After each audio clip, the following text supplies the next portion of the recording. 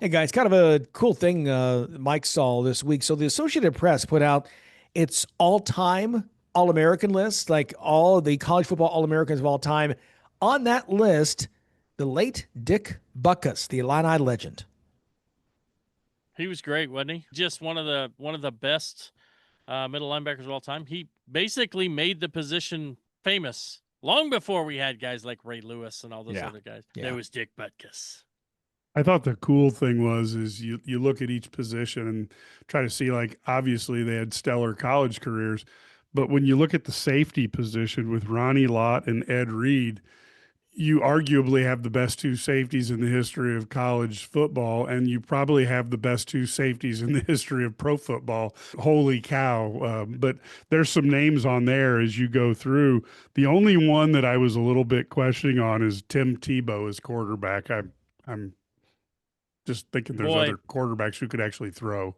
but he was great in He was. college. He I mean, was. because college is a different game Yeah. where the running of the quarterback is such a big part of it. I just go back to like Vince Young, and you look at what he did, and I just look at a guy like that. And again, Tebow was certainly magic, though. Yeah, he was. And he had a coach also who jumped in early on. Remember, as a sophomore, back then you always needed a setup year to win the Heisman. And Tebow had that as a freshman backup quarterback, but he got so much attention from ESPN, even in game on those CBS Saturday afternoon games. I mean, I've told the story about how I never forget that Florida beat LSU his freshman year. I came in from taking the kids to the park for a walk before I went into work. And I look up and there's this video mailed to Tim Tebow. And I thought, oh, I guess the elite kid got hurt. And no, Tebow just, that was the little jump pass, soft lob, touchdown pass at the goal line. Everyone went gaga over. And Yep. there wasn't the special about it. It just was a neat athletic play, but it's not like he, threw a 60-yard bomb on the money. So yeah, but he was somebody, the first quarterback to have 20 touchdown passes, 20 touchdown runs in a single season. Urban Meyer again gave him that. I think I told you I called him at the time. I called him the Manchurian candidate because on national TV, Tim Tebow got every single carry inside the 5-yard line. So that's the way it is. But again, great college quarterback. So I know what you're saying. Mike's excited about this. This is just crazy money being thrown around. UFC, a deal with Paramount for $1 billion a year. 1.1 billion. Wow. 7 years, $7.7 billion. It's similar to what we get here on the show. And that way. Except we don't get the 0.1. Yeah. Right. Yeah. No, we get the 0.1. It's just literally 0.1 of a dollar. Here's your dime. Here's your dime. Don't spend it all at one place. No, that's right.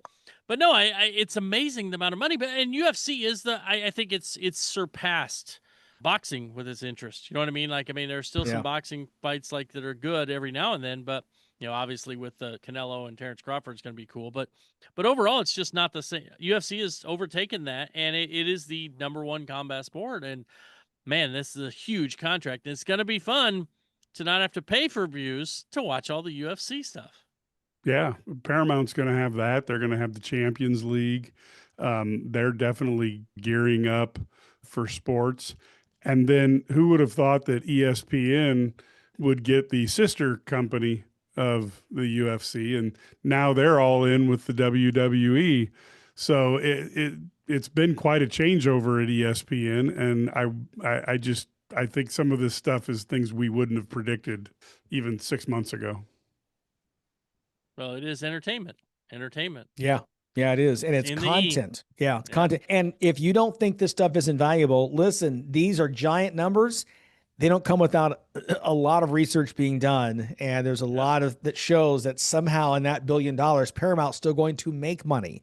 Yes. That's how big this is. We can discuss the big dollars, but listen, if that's what's being paid, there's still a profit being made at the same time. So keep that in mind. I just hope the fighters get a share of it, because right now they make next to nothing compared to their peers in the WWE. And certainly if you're a star in boxing, you can out-earn a UFC fighter without even trying. Wow. Okay. Finally, I will say, Mike, they do get a lot of money that is off the books. Yeah. There we go. UFC fighters. There you go. A lot of money thrown around. Speaking of big money, they spend in different ways, but the Brewers are red hot in baseball going into the weekend, that long winning streak coming into the weekend. The Yankees spend a lot more money, but they are going in the other direction. It's just weird to see these two franchises and what they're doing right now. Yeah, it is. I mean, Milwaukee just hot, just on a roll, taking control of the Central Division, And the other side, you got the Dodgers' big payroll, and the Padres have overtaken them. The Dodgers are falling a little bit behind, losing some games, and the Yankees struggling. I know Judge missed some time, but still, the Blue Jays have taken control of that division. So it's really interesting to see. Now, get to the playoffs, who knows what's going to happen. Yeah, and look, for years baseball has proven that the money isn't the only thing. But if you have enough money and you don't mind spending it, the beauty of baseball is you make a dumb decision, you go ahead and just get another guy, as opposed to like football, where let's say if you've overpaid for your quarterback and you've overpaid for your wide receiver and you're just about to pay maximum dollars for a pass rusher, you have to live with those contracts, and that's a lot tougher. So I think baseball is they've got to there's an advantage there if you're willing to keep spending. Brad, it's funny, but Mike's saying that you can see the pain on his face as a Cowboys fan, and what we don't see are the plastic knife cuts on his wrist, the death by 1,000 cuts, where he's trying, but thank God he hasn't succeeded. You thought the plastic knife was to cut the pizza. Yeah, no. The new Netflix on the Cowboys of the 90s is going to be fantastic, but it also screams about how the last 35 years have been 25 years, 28 years have been a total waste. And with that, thank you, Jerry. Thank you, Jerry, very much, Jerry. Thank you. So listen, we're going to get Mike some help. We hope you enjoy the weekend. We promise we'll be back here next week. Hey, the Illini football team kicks off in just a couple of weeks. We're excited about that. Appreciate everybody coming by. Enjoy the games. Enjoy the weekend, and we'll see you next time. ILL. Aye.